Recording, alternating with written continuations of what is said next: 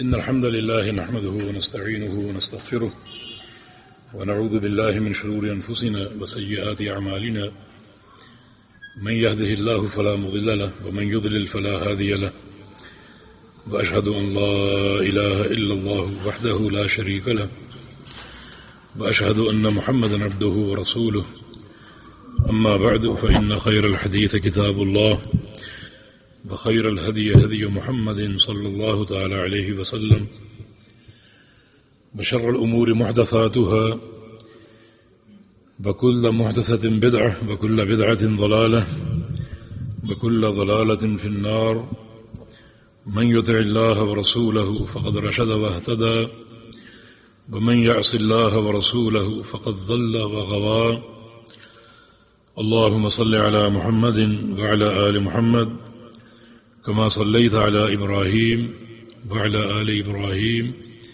إنك حميد مجيد اللهم بارك على محمد وعلى آل محمد كما باركت على إبراهيم وعلى آل إبراهيم إنك حميد مجيد سبحانك لا علم لنا إلا ما علمتنا إنك أنت العليم الحكيم رب اشرح لي صدري ويسر لي أمري واحلل عقدة من لساني يفقهوا قولي أعوذ بالله من الشيطان الرجيم من همزه ونفخه ونفثه لقد قال الله سبحانه وتعالى يا أيها الناس اعبدوا ربكم الذي خلقكم والذين من قبلكم لعلكم تتقون. قابل قدر سامعین حضرات، جس کتاب کے دورے کا آغاز ہو رہا ہے اس کا نام ہے کتاب التوحید الذی هو حق اللہ علی العبید.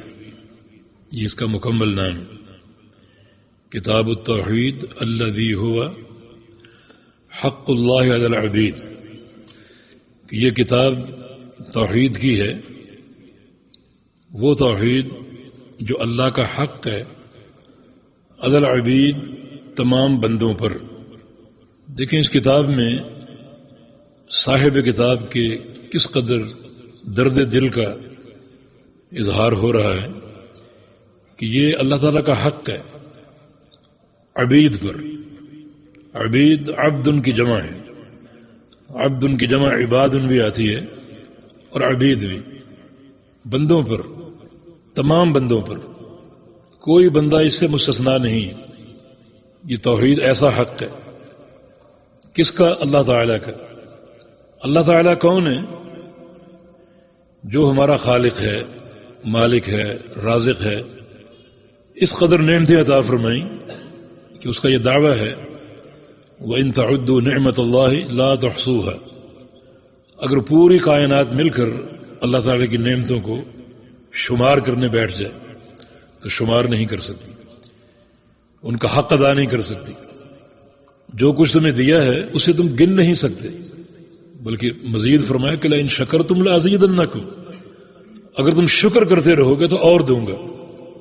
اس ذات نے اتنا کچھ دیا، یعنی سب کچھ دیا، اور اس سب کچھ کے مقابلے میں ہم سے ایک ہی حق مانگا، اور وہ ہے حق توحید. وہ انسان جو اس حق کو سمجھتا نہیں، اس حق کو ادا نہیں کرتا، وہ کتنا ناکام انسان.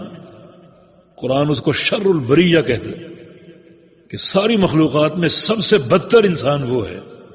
دنیاوی اعتبار سے پی ایچ ڈی کر جائے، بہت بڑا سائنسدان ہو، انجینئر ہو، ڈاکٹر ہو، اور بڑے منصب پر فائز ہو، لیکن اگر وہ اللہ تعالیٰ کی اس حق کو نہیں پہچانتا تو وہ شر البریہ ہے. گٹر میں چلنے والا کیڑا اس سے بہتر، جانور اس سے بہتر.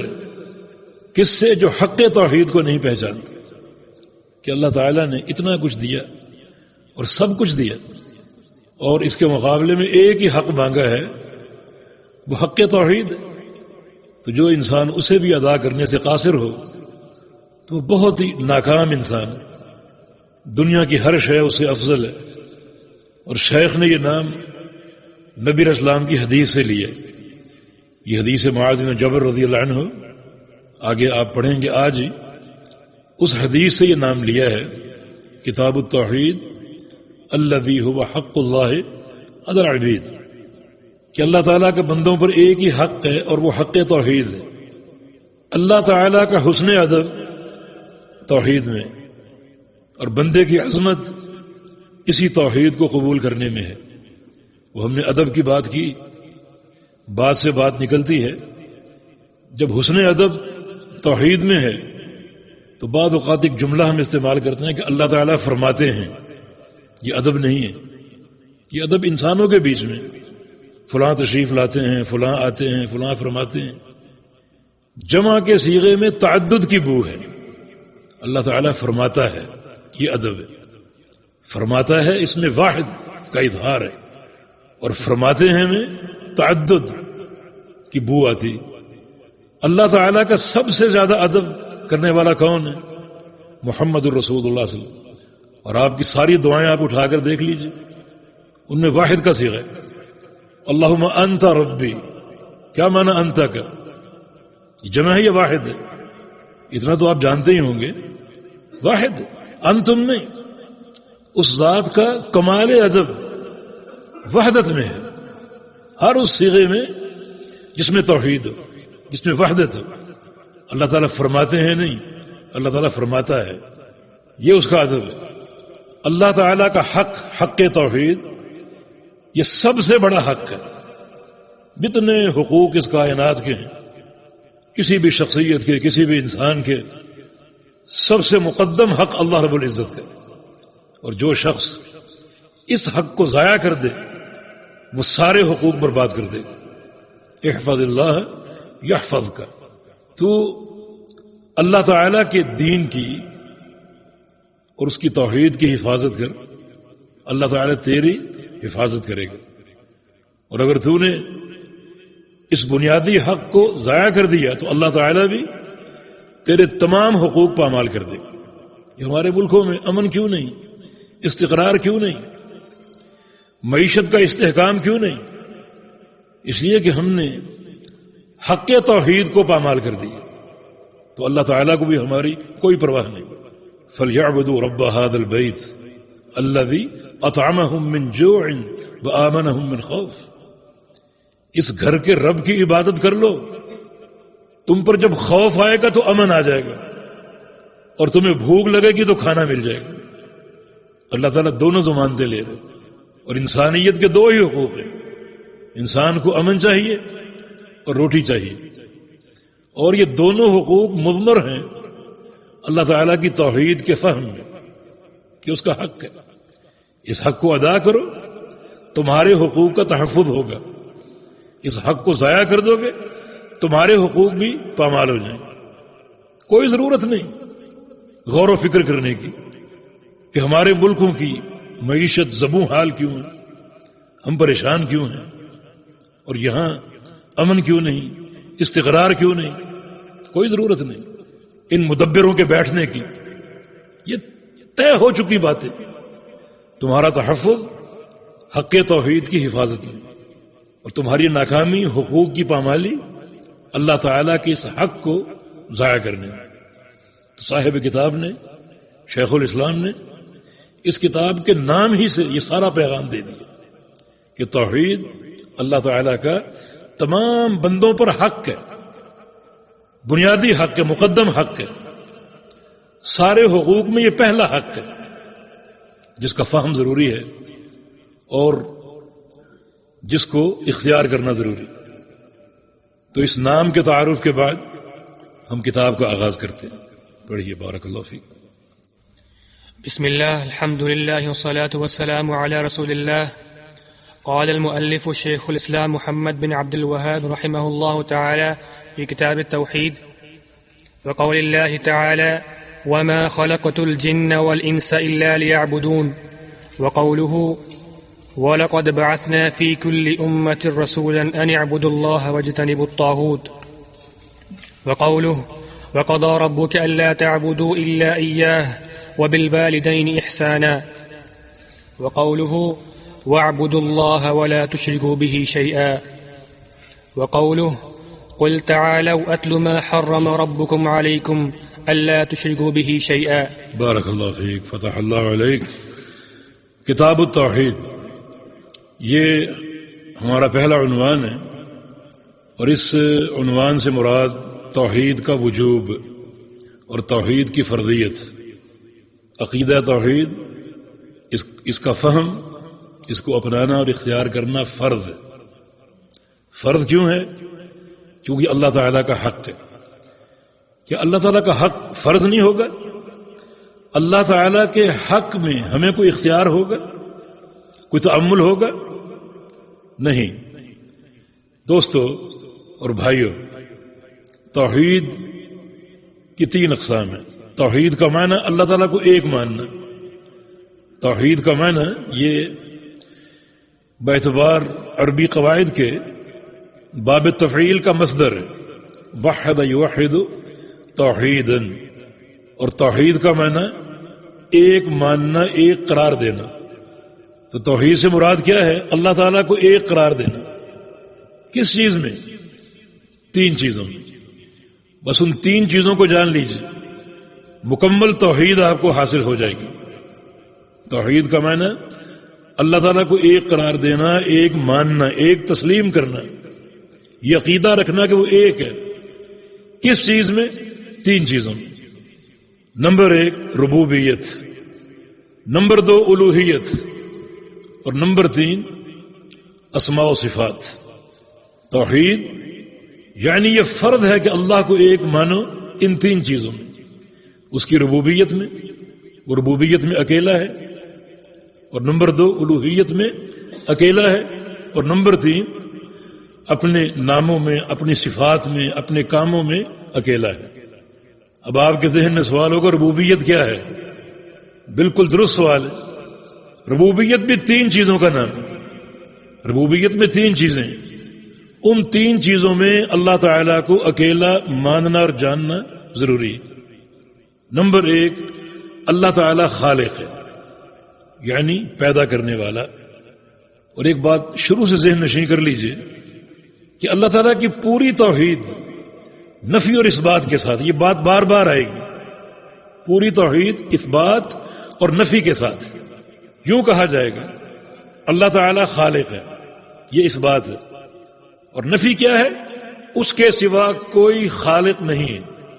نفی و اثبات. اللہ تعالیٰ خالق ہے، یہ اثبات ہے. اس کے سوا کوئی خالق نہیں ہے، یہ نفی. پورا عقیدہ توحید اثبات اور نفی کے ساتھ. تو توحید ربوبیت میں 3 چیزیں ہیں. ایک یہ ماننا کہ وہ خالق ہے اور اس کے سوا کوئی خالق نہیں. اللہ تعالیٰ فرماتا ہے حل من خالق غیر اللہ، بتاؤ لوگوں کہ اللہ کے سوا کوئی خالق ہے؟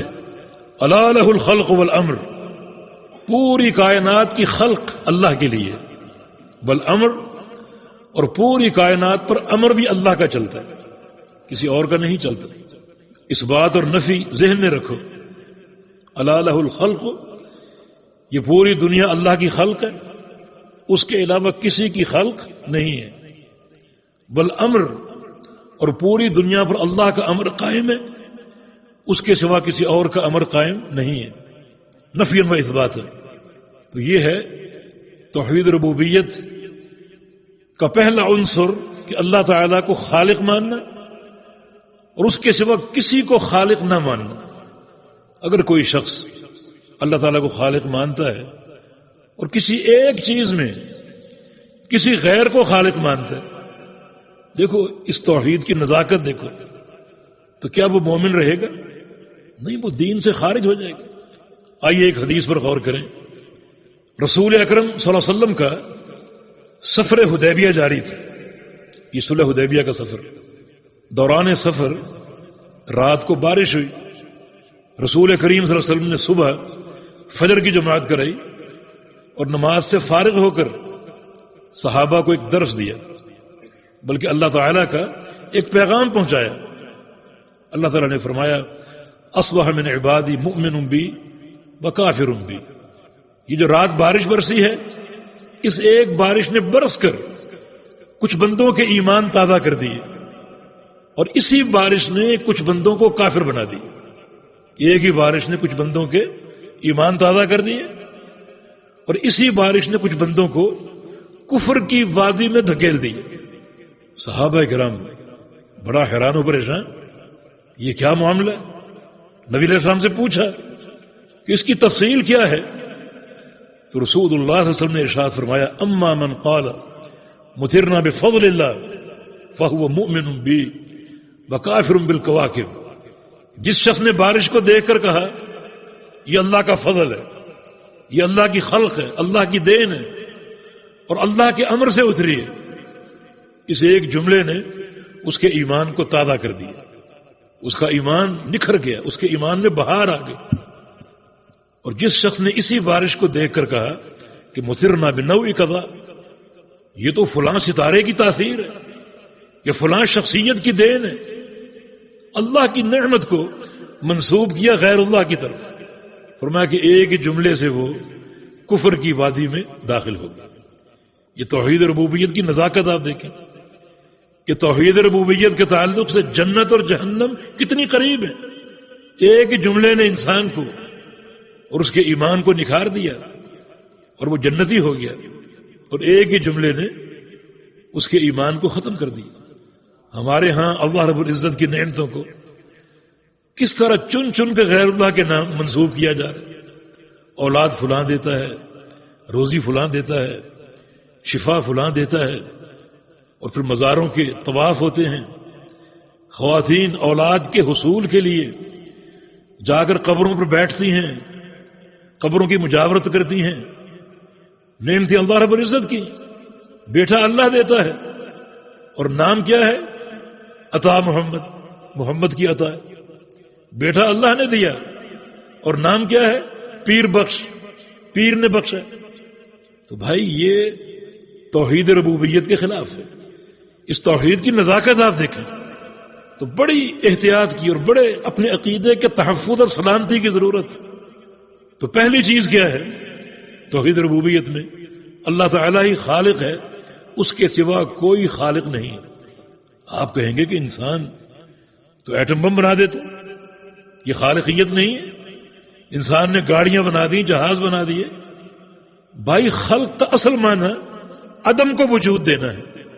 جو آپ نے گاڑی بنائی، جہاز بنائے، ایٹم بم بنائے، وہ اللہ تعالیٰ کی دی ہوئی چیزوں کو جوڑ کر بنایا، خود کوئی چیز پیدا نہیں کی. مختلف اجزاء کو آپ نے جمع کیا، ان کو جوڑ دیا. اس میں لوہا استعمال ہوا ہوگا، لکڑی استعمال ہوئی ہوگی، اس میں اور بہت سے مواد استعمال ہوئے ہوں گے. وہ کس کی خلق ہے، کس کی دین ہے؟ اللہ تعالیٰ کی. آپ نے اللہ تعالیٰ کی دی ہوئی چیزوں کی ترکیب کی ہے، ان کو جوڑا ہے. آپ ان کے خالق نہیں ہیں. خلق کا اصل معنی کیا ہے؟ عدم کو وجود دینا.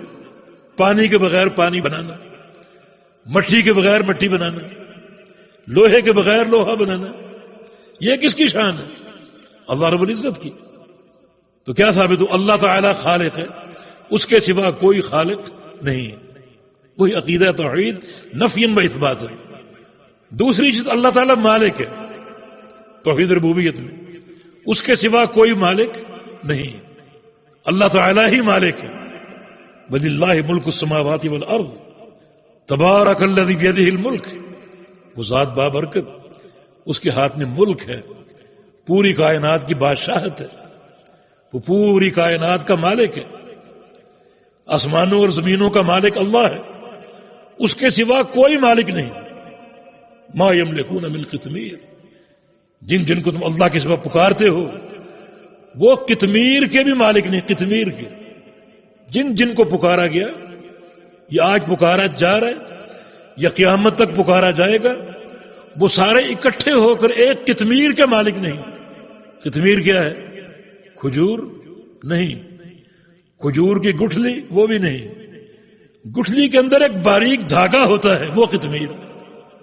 قطمیر کے بھی مالک نہیں. مالک اللہ رب العزت. توحید ربوبیت کا دوسرا عنصر. اور تیسرا عنصر ہے مدبر، تدبیر. اللہ تعالی ہی پوری کائنات کی تدبیر فرماتا ہے، اس کا امر جاری، اس کی تقدیر نافذ ہے. مدبر، اس کے سوا کوئی تدبیر کرنے والا نہیں ہے۔ اب دنیا میں جو تغیر ہو رہا ہے وہ اللہ کے امر سے ہو رہا ہے۔ کوئی بیمار ہوتا ہے تو کس کے امر سے؟ اللہ تعالیٰ کے۔ اس مریض کو شفا ملتی کس کے امر سے؟ اللہ تعالیٰ کی۔ کوئی مالدار ہے تو کس کے امر سے؟ اللہ تعالیٰ کی۔ فقیر ہے، غریب ہے تو کس کے امر سے؟ اللہ تعالیٰ کی۔ ایک پتا تک جھڑتا ہے تو اللہ کے امر سے جھڑتا ہے، کسی اور کا امر نافذ نہیں ہے، صرف اللہ تعالیٰ کا امر نافذ ہے، اور وہی تدبیر فرمانے والا ہے۔ وہ من یدبر الامر۔ کفار قریش سے پوچھا گیا کہ کون ہے جو سارے معاملات کا مدبر ہے اور سارے معاملات کی تدبیر کرنے والا ہے، تو وہ کیا کہیں گے؟ صرف اللہ تعالیٰ۔ لیقولن اللہ، اللہ تعالیٰ ہی سارے امور کا مدبر ہے۔ یہ تین اقسام یا تین عناصر توحید ربوبیت کے، اور یہ توحید کی پہلی قسم ہے۔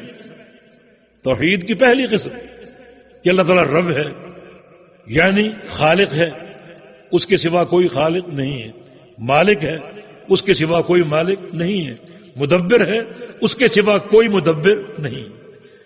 وہ پوری کائنات کا نظام اللہ کے ہاتھ میں، یہ توحید ربوبیت۔ ایک ذرے تک میں کسی غیر کی دخل اندازی نہیں ہے، نہ خلقن، نہ ملکن، نہ تدبیرن۔ نہ کوئی ایک ذرے کا خالق ہے، نہ کوئی ایک ذرے کا مالک ہے، اور نہ کوئی ایک ذرے کی تدبیر کرنے والا۔ آپ کہیں گے ہم مالک ہیں، پیسہ ہمارے پاس، ہم اس پیسے کے مالک ہیں، ہم اپنے گھر کے مالک ہیں، اپنی دکان کے مالک ہیں، یہ ملکیت ہی تو ہے؟ نہیں، فرق ہے آپ کے مالک ہونے میں اور اللہ کے مالک ہونے میں۔ آپ کو گھر کس نے دیا؟ کیا آپ کا عقیدہ ہے؟ اللہ تعالیٰ نے۔ تو آپ مالک ہیں اللہ کی دین کے بعد، اللہ کی عطا کے بعد۔ اللہ تعالیٰ کو کوئی عطا کرنے والا نہیں ہے، وہ ابتداءً مالک ہے۔ آپ مالک ہیں اللہ کی عطا سے، اور آپ کی ملکیت محدود ہے، محدود چیزوں کی۔ آپ تو ایسے مالک ہیں کہ جو آپ کا اپنا مال ہے اس کے مالک ہے، کسی غیر کے مال کے آپ مالک نہیں ہو سکتے۔ اور اللہ رب العزت پوری کائنات کا مالک ہے، تو اس کی ملکیت لامحدود جو پوری کائنات پر قائم ہے، اور اس کی ملکیت ذاتی، کسی کی عطا کے بغیر۔ آپ کا مالک ہونا محدود ہے، اور آپ کا مالک ہونا اللہ کی عطا سے ہے۔ جس کو دے گا اس کو ملے گا، جس کو نہیں دے گا اسے کوئی دینے والا نہیں ہے۔ اللہم لا مانع لما اعطیت ولا معطی لما منعت۔ یہ ہے توحید ربوبیت۔ دوسری قسم کیا ہے؟ توحید الوہیت۔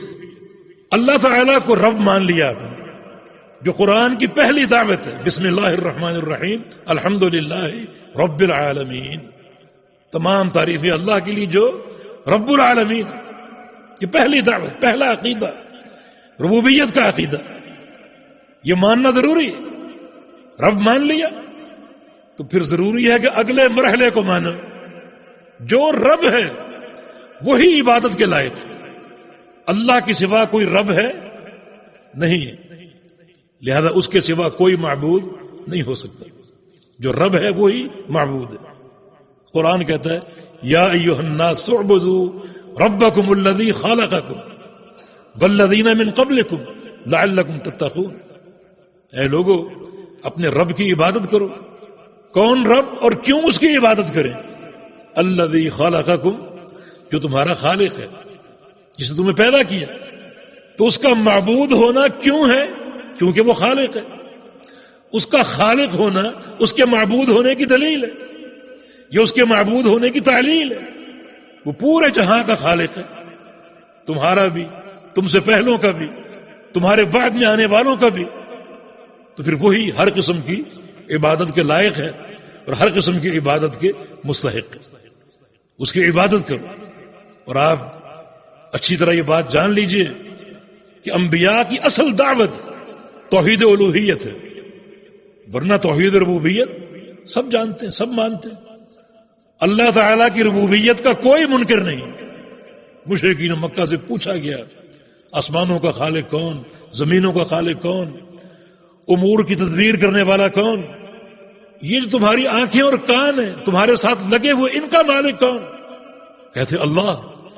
معنی توحید ربوبیت میں کوئی اشکال نہیں تھا انہیں، کوئی منکر نہیں تھا توحید ربوبیت کا۔ فرعون نے کہا تھا انا ربکم الاعلی، میں تمہارا رب، اس کا یہ کہنا صرف زبان سے تھا، اندر سے جانتا تھا کہ رب تو اللہ تعالی ہے۔ وجاہدوا بها واستيقنتها انفسهم، انہوں نے انکار کیا ضرور، مگر ان کے دل میں یقین تھا کہ اللہ رب ہے۔ تو سارے مشرکین اللہ تعالیٰ کی ربوبیت کو مانتے ہیں۔ انبیاء کس لیے آئے؟ انبیاء انہیں اللہ تعالیٰ کی عبادت کا راستہ بتانے آئے، عبادت کا راستہ بتانے آئے۔ جس کو رب مانتے ہو اور خالق اور مالک مانتے ہو، اسی کی عبادت کرو۔ اسی مسئلے میں خصومت تھی نبی علیہ السلام کی کفار قریش کے ساتھ۔ تو اصل انبیاء کی دعوت توحید الوہیت، ہمارے ہاں صرف توحید ربوبیت کے بیان پر زور دیا جاتا ہے۔ اس کا معنی یہ کہ گویا ہمارے سارے مخاطب فرعون ہیں، ایک وہی اللہ تعالیٰ کی ربوبیت کا منکر، یا کوئی دہریہ ٹائپ کے لوگ، باقی سب مانتے ہیں۔ اس کا معنی ہم فرعونوں کو دعوت دیں نہیں، ان لوگوں کو اللہ تعالیٰ کی عبادت کا راستہ دکھاؤ۔ جس کو رب مانتے ہو، خالق اور مالک مانتے ہو، اس کی عبادت بھی کرو۔ یہ توحید الوہیت۔ انشاءاللہ یہ تفصیل آگے آتی رہے گی۔ اور تیسری قسم توحید اسماء و صفات، وَلِلَّهِ الْأَسْمَاءُ الْحُسْنَى فَادْعُوهُ بِهَا، اللہ تعالیٰ کے پیارے پیارے نام، ان ناموں کے ساتھ اللہ کو پکارو، ان ناموں کو سمجھو، وہ توحید کی مفتاح ہیں۔ اللہ تعالیٰ کی صفات کو، اس کے ناموں کو، وہ توحید کی بنیاد ہے۔ یہ توحید اسماء و صفات، جس کو ماننے کا ادب یہ ہے کہ اللہ تعالیٰ اور اس کے رسول صلی اللہ علیہ وسلم نے جو کچھ بتا دیا اللہ تعالیٰ کے ناموں کے بارے میں، اللہ تعالیٰ کے صفات کے بارے میں، اللہ تعالیٰ کے افعال کے بارے میں، اس پر ایمان لے آؤ۔ اس کو بولتے ہیں اثبات، اس کو ثابت کرنا، قبول کرنا، اس کو ماننا، اثبات۔ کچھ لوگوں نے انکار کیا، وہ معطلہ ہیں، تعطیل کرنے والے، نفات، اس کے ناموں اور صفات کی نفی کرنے والے زندیق لوگ ہیں۔ کچھ لوگوں نے مانا مگر تشبیہ کے ساتھ، یہ مشرکین ہیں۔ تو ناموں کا اثبات ضروری ہے، تعطیل نہیں، اور اثبات بغیر تشبیہ کے۔ اللہ تعالیٰ کے ناموں کی تعطیل یہ کفر ہے، اور اس کے ناموں کا اثبات تشبیہ کے ساتھ یہ شرک ہے، اور اس کے ناموں کا اثبات تشبیہ کے بغیر یہ توحید خالص ہے۔ لیس کمثلہ شیء، اس جیسی کوئی چیز نہیں۔ وہو السمیع البصیر، وہ سننے والا اور دیکھنے والا ہے، اس جیسی کوئی چیز نہیں۔ سمع اور بصر کو لے لیجیے، کیا کسی مخلوق کا سمع اور بصر، سننا اور دیکھنا خالق جیسا ہو سکتا ہے؟ یعلم دبیب النملۃ السوداء فی الصخرۃ الصماء وفی اللیلۃ الظلماء، رات کی تاریکی ہو، سیاہ رنگ کی چٹان ہو، اس کی تہ میں جہاں اندھیرا ہی اندھیرا ہے، سیاہ رنگ کی چونٹی چل رہی ہو، وہ اپنے عرش معلی پر اس کو دیکھتا بھی ہے اور اس کے چلنے کی آواز کو سنتا بھی ہے۔ تو کسی کا سمع اور بصر ایسا ہو سکتا؟ لیس کمثلہ شیء، اس جیسی کوئی چیز نہیں۔ اسماء و صفات کی توحید، اس پر مستقل ابواب آگے آ رہے ہیں، انشاءاللہ وہیں تفصیلی بات کریں گے۔ تو شیخ کی کتاب کا آغاز ہو چکا ہے، اور پہلا باب جیسا کہ میں نے عرض کیا یہ توحید کے وجوب میں ہے۔ عقیدہ توحید فرض ہے، واجب ہے، اس کے بغیر کوئی چارہ کار نہیں۔ اس کی پہلی دلیل اللہ تعالیٰ کا فرمان وَمَا خَلَقْتُ الْجِنَّ وَالْإِنسَ إِلَّا لِيَعْبُدُونَ، ہم نے نہیں پیدا کیا انسانوں اور جنوں کو مگر صرف اپنی عبادت کے لیے، عبادت کے لیے اور میری عبادت کے لیے، دو چیزیں۔ یہ خالی عبادت نہیں، ورنہ عبادت مشرکین مکہ بھی کرتے تھے، لات و منات و عزا کی، وہ عبادت قابل قبول نہیں ہے، وہ عبادت شرک پر قائم تھی، عدم توحید پر قائم تھی۔ اور جو عبادت قابل قبول ہے اس کی اساس توحید باری تعالی، لیعبدونی، کسرہ ہے نون کے نیچے، میری عبادت کریں۔ یعنی دو چیزیں واضح ہو رہی ہیں، عبادت کریں اور میری عبادت کریں۔ اب یہ ہم سب کی تخلیق کا مقصد ہے. اللہ پاک نے بیان کیا کتنا موقت یہ مقصد ہے. ہمیں بہت سی چیزوں کی ضرورت ہے. ہمارا سانس آنا جانا چاہیے. اللہ تعالیٰ نے نہیں فرمایا کہ تمہاری تخلیق کا مقصد سانس لینا ہے. نہیں، سانس آئے یا نہ آئے ہمیں کھانا بھی چاہیے، مگر یہ نہیں فرمایا کہ تمہاری تخلیق کا مقصد کھانا کھانا. نہیں، کھانا ملے نہ ملے، پانی ملے نہ ملے، امن ملے نہ ملے، وما خلقت الجن والانس الا لیعبدون، میری عبادت مقصود ہے. تمہاری تخلیق کا مقصد یہ ضروری ہے. باقی چیزیں موجود ہوں نہ ہوں، حاصل ہوں نہ ہوں، سانس آئے نہ آئے، کھانا ملے نہ ملے، پانی ملے نہ ملے، گزارا ہو سکتا. لیکن یاد رکھو توحید کے بغیر گزارا نہیں ہو سکتا. میں نے تمہیں عبادت کے لیے پیدا کیا، اور عبادت بھی میری. عبادت کیا ہے؟ عبادت صرف نماز روزے کا نام نہیں ہے. اس کی بہت سی تعریفیں کی گئی، لیکن ایک تعریف شیخ الاسلام ابن تیمیہ رحمہ اللہ کی بڑی معروف اور بڑی مقبول تعریف ہے، وہ آپ سن لیجیے.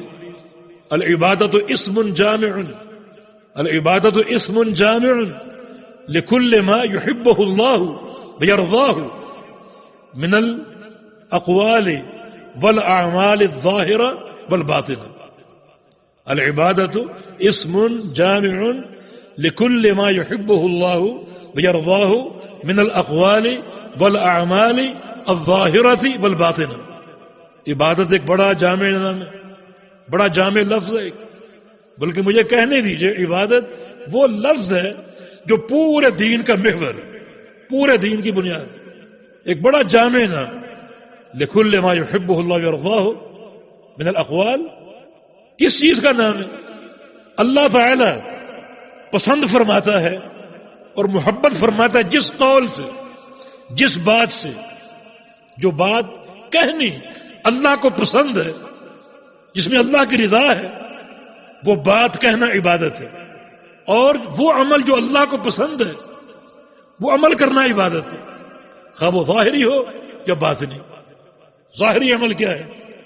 جو لوگوں کو دکھائی دیتا ہے، جیسے نماز ہے، حج ہے. باطنی عمل کیا ہے؟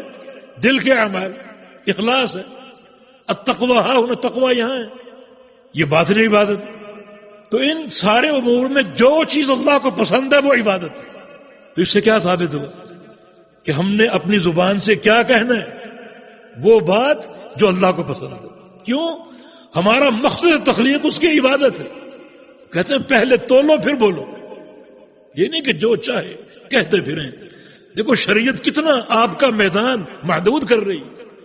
اسی معنی میں رسول اللہ صلی اللہ علیہ وسلم کا فرمان ہے، الدنیا سجن المؤمن و جنت الکافر. دنیا مومن کا قید خانہ ہے، کافر کی جنت ہے، جو چاہے کرتا پھرے. لیکن مومن یہاں مقید ہو کر رہتا ہے. آپ زبان آپ کی اپنی ہے، مگر اس کے آپ مالک نہیں ہیں، مالک اللہ ہے. اس زبان کا تصرف آپ نے اللہ کی رضا کے تحت کرنا. اس سے کیا کہنا ہے، کیا بولنا ہے؟ جو بول اللہ کو پسند ہے، یہ عبادت. اب غیبت اللہ کو پسند ہے؟ نہیں، یہ نہیں کرنی، یہ عبادت نہیں. نمیمہ، چغلی، بہتان ترازی، دروغ گوئی اللہ کو پسند نہیں ہے. ان سارے امور میں زبان کو بند رکھو. یہ بند رکھنا عبادت ہے، اور یہ بولنا معصیت ہے. کیا بولنا ہے؟ جو بول اللہ کو پسند ہے. اس لیے ہم نے قدر تفصیل عرض کر دی تاکہ عبادت کی جامعیت آپ کے سامنے واضح ہو جائے. دیکھیں، اگر کوئی بول آپ اللہ تعالیٰ کی مرضی کے خلاف بول دیں، اس کا کیا نقصان ہو سکتا ہے؟ رسول اللہ صلی اللہ علیہ وسلم کی حدیث ہے کہ ان العبد لیعمل بعمل اہل الجنہ حتی لا یبقى بینہ وبینہا الا شبرا.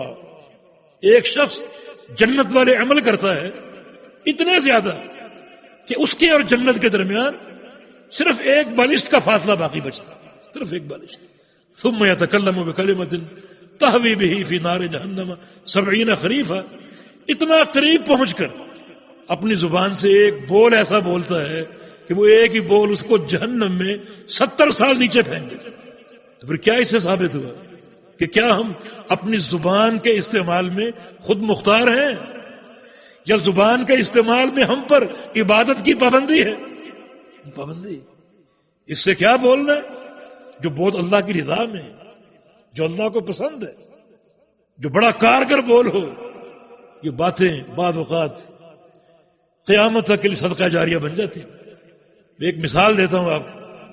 محدث اسحاق بن راہوے رحمہ اللہ تعالی تشریف فرماتے، ان کے سامنے ان کے شاگرد بیٹھے ہیں. ان میں سے ایک شاگرد امام بخاری رحمۃ اللہ علیہ. اسحاق بن راہوے نے کہا کہ کاش کوئی ایسا شخص پیدا ہو جو ایک کام کر جائے. وہ کام کیا ہے؟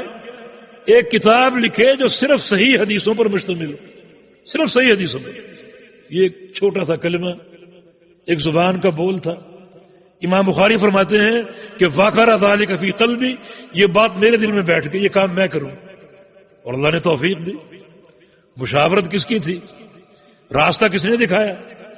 صرف زبان کا ایک بول، کتاب تیار ہو گئی. اب الدال علی الخیر کا فاعل ہی، جو خیر کی رہنمائی کرے وہ اس خیر کو کرنے جیسے والا ہے.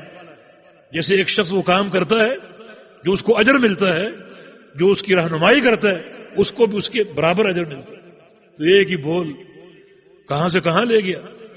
تو یہ ہے زبان کا اچھا استعمال، یہ عبادت ہے. تو اس کو عبادت قرار دے کر سوچ کر بولو کیا بولنا ہے. اسی لیے نبی علیہ السلام کی حدیث ہے کہ خصلتان ہما اخف علی الظہر واثقل فی المیزان. دو خصلتیں پشت پر ہلکی، یعنی کرنا آسان ہے، مگر جب کل قیامت کا دن ہوگا تو اللہ کے میزان میں بڑی بھاری ہوں گی. دو خصلتیں کرنے میں آسان ہے، مگر کل اللہ کے میزان میں وہ نیکی بہت بھاری ہوں گی. وہ کیا ہے؟ طول الصمت والخلق الحسن. ایک لمبی خاموشی، انسان کم بولے اور زیادہ خاموش رہے. یہ کرنے والے بہت تھوڑے لوگ ہیں، مگر یہ نیکی حالانکہ خاموش ہے. بولنا عمل ہے، خاموشی عمل نہیں. مگر شریعت میں یہ خاموشی اتنی پسندیدہ ہے کہ ایسے انسان کی یہ خاموشی اللہ کے میزان میں بڑی بھاری ہوگی. اور دوسرا والخلق الحسن، اچھے اخلاق.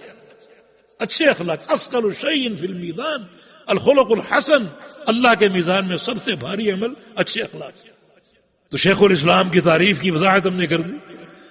اور پھر اس کے بعد اعمال، خواہ وہ ظاہری یا باطنی، یہ اعمال بھی اللہ کی رضا کے تحت، یہ اعمال بھی اللہ تعالیٰ کی رضا کے تحت. اب آپ کے ذہن میں ایک سوال ہوا کہ اللہ کی رضا ہم کیسے جانیں؟ ہم کیسے جانیں کہ اللہ تعالیٰ کس عمل سے راضی ہے اور کس سے ناراض ہے؟ ہم کیسے جانیں؟ اس کا ایک ہی راستہ ہے، اللہ پاک نے دکھا دیا اور بتا دیا. اور وہ راستہ اللہ تعالیٰ کے نمائندے، اللہ تعالیٰ کے بھیجے ہوئے رسول محمد صلی اللہ علیہ وسلم فرمایا کہ من یطیع الرسول فقد اطاع اللہ. جو رسول کی اطاعت کرے گا اس نے اللہ کی اطاعت کر لی. یہ اللہ کا دکھایا ہوا راستہ. تو اللہ کی رضا ہم کیسے معلوم کریں؟ اللہ کے نبی کے ذریعے. اللہ راضی ہو جائے گا. قل ان کنتم تحبون اللہ فاتبعونی یحببکم اللہ. اے پیغمبر کہہ دیجیے اگر تم اللہ تعالیٰ کی محبت کے دعوے دار ہو تو میری اتباع کرو. اللہ تعالیٰ کی محبت کی نشانی اللہ کے پیغمبر کی اتباع ہے. اگر یہ اتباع کر لو گے تو یحببکم اللہ، تم سے اللہ محبت کرنے لگے گا. تو عبادت کس چیز کا نام ہے؟ ہر وہ قول جو اللہ کو پسند ہے، ہر وہ عمل جو اللہ کو پسند ہے، خواہ وہ عمل ظاہری ہو یا عمل باطنی ہو. تو گویا ہر قول پر، ہر عمل پر ایک ہی ٹھپا ہو اور وہ پیغمبر علیہ السلام کی اتباع کا ہو. اللہ کے پیغمبر کی اتباع ہی در حقیقت اللہ کی رضا ہے. اس اتباع ہی میں اللہ تعالیٰ کی محبت پوشیدہ ہے. تو اللہ تعالیٰ نے انسانوں اور جنوں کو اپنی عبادت کے لیے پیدا کیا. یہ مقصد تخلیق ہے جس سے فرضیت ظاہر ہو رہی ہے، واضح ہو رہی ہے، اور کوئی مقصد نہیں. حالانکہ اس سے بڑے جو ہیں وہ مقاصد انسان کے سامنے آتے ہیں، کھانا پینا، مزدوری کرنا، کاروبار کرنا، سانس لینا، سانس روکنا، یہ سارے مقاصد. مگر اللہ پاک فرماتا ہے کہ نہیں، ان سب کے بغیر گزارا ہو سکتا ہے، لیکن جو مقصد تخلیق توحید ہے، میری عبادت ہے، اس کے بغیر تمہارا کوئی گزارا نہیں، کوئی گزارا نہیں۔ کیوں؟ اگر توحید نہیں ہوگی، کوئی خلل ہوگا، کوئی اضطراب ہوگا تو دائمی جہنم کا عذاب برداشت کر لو گے؟ جہنم کا دائمی عذاب، وما ہم بخارجین من النار، کون برداشت کرے؟ فرمایا کہ نارکم ھذہ جزء من 70 جزء من نار جہنم، یہ دنیا کی آگ ہے، جہنم کی آگ اس سے 70 گنا زیادہ گرم۔ دنیا کی آگ کو چھو کر دیکھ لو، جہنم کی آگ کا اندازہ ہو جائے گا۔ بعض سلف صالحین لوہار کی پھٹی کے پاس جا کر بیٹھتے اور لوہا گرم ہوتے ہوئے دیکھتے، جو لوہا سرخ ہو جاتا اور پگھلنے لگتا تو غش کھا کر گر جاتا کہ جہنم کی آگ کیسی ہو۔ اشتقت النار الى ربها فقالت یا رب اکل بعدی بعدا، جہنم نے اللہ کے دربار میں شکوہ دائر کیا کہ یا اللہ میرے اندر اتنی تیزی، میری آگ مجھے کھا رہی، میری آگ مجھے کھا رہی۔ بتاؤ پھر توحید کے بغیر گزارا ہے؟ وما ہم بخارجین من النار، شرک کرنے والے کبھی جہنم سے نہیں نکل سکیں، ایک دائمی عذاب، کتنا تکلیف دہ عذاب۔ تو اللہ کے بندو، توحید اور اس کا فہم، اس کا اختیار کرنا اور قبول کرنا، اس کا اقرار کرنا، دل سے اس کی تصدیق کرنا اور اپنے عمل سے اس کا اظہار کرنا، یہ انتہائی ضروری ہے۔